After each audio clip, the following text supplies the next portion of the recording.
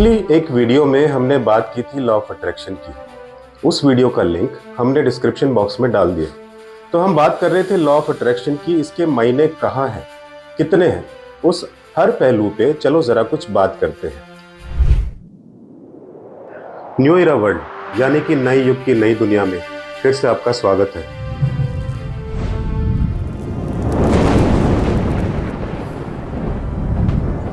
पहले बात करते हैं रिलेशनशिप्स पे। रिलेशनशिप्स यानी कि रिश्ते।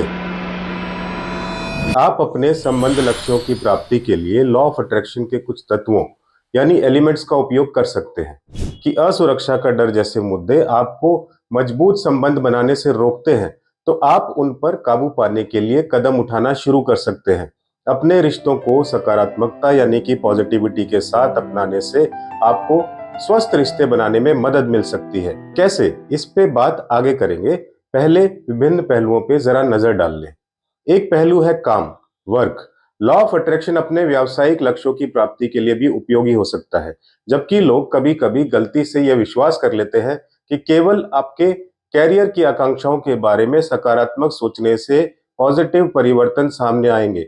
मुख्य बात यह है कि वर्तमान में विशिष्ट ठोस परिवर्तन करने के लिए लॉन्ग टर्म गोल्स का उपयोग करना बहुत जरूरी है। ऐसा करें जो आपको अपने लक्ष्यों की ओर कदम बढ़ाने में मदद करेंगे। उदाहरण के लिए, केवल उच्च वेतन की आशा करना पर्याप्त नहीं है। मार्केटेबल स्किल्स प्राप्त करना, प्रमोशंस की तलाश करना या यहां तक कि एक नई स्थिति प्राप्त करना जैसे कदम उठाना ऐसे कदम है जो आप उठा सकते हैं, जिनका भविष्य में लाभ मिलेगा।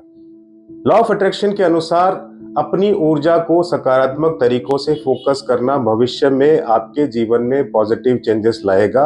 ये अवश्यम भावी है। एक और इम्पॉर्टेंट पहलू है, वो है धन, मनी। किसको जरूरत नहीं होती। आपके जीवन में फाइनेंशियल चेंजेस लाने के लिए छोटे कदम और स्थिर प्रगति की आवश्यकता होती है। केवल और अधिक की कामना करने के बजाय अपने वित्तीय जीवन का आकलन करना और आप अभी और भविष्य में क्या हासिल करना चाहते हैं उसके लिए लक्ष्य निर्धारित करना महत्वपूर्ण है। लॉ ऑफ अट्रैक्शन लोगों को दुर्लभता की मानसिकता यानी कि स्कैर्सिटी माइंडसेट से प्रचुरता की मानसिकता यानी कि अब्यूंडेंस माइंडसेट की ओर जाने के लिए प्रोत्साहित करता है। कुछ समझे आप? आपके पास क्या कमी है, इस पर ध्यान केंद्रित करने के बजाय जो आपके पास है उसके लिए कृतज्ञता महसूस करने का, feeling gratitude for what you have, ऐसा अभ्यास करें। ऐसा करने पर आप अपने वित्तीय लक्ष्यों की दिशा में काम करने और प्रस्तुत अवसरों का लाभ उठाने के लिए बेहतर रूप से तैयार होंगे, ऐसा लॉ कहता है। यही सब बातें हैं जो ज्ञान देने में आसान लगती हैं किंतु इंप्लीमेंट करने में उतनी ही मुश्किल है।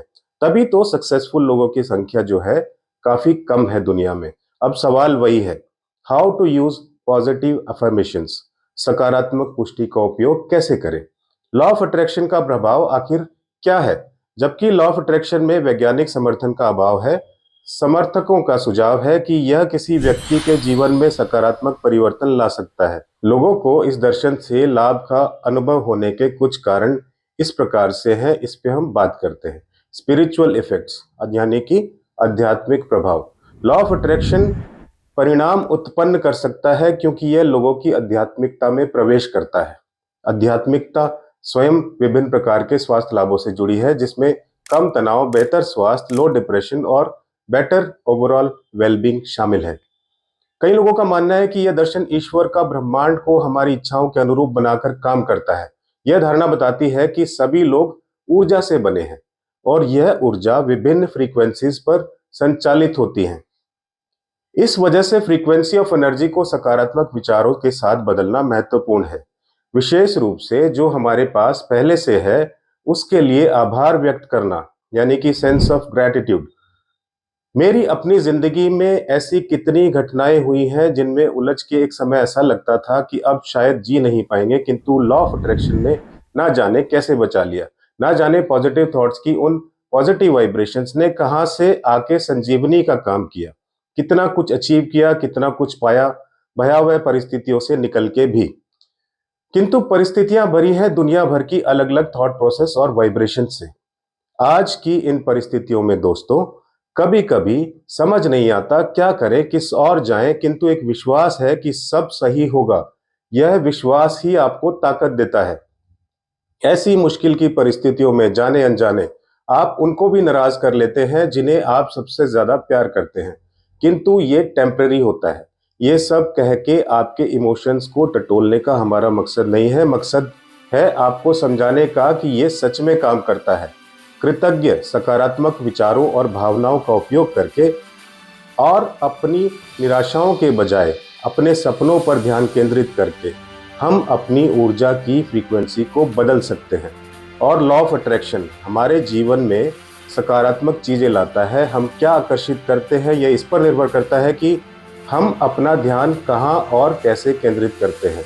लेकिन हमें विश्वास होना चाहिए कि यह पहले से ही हमारा है या जल्द ही होगा।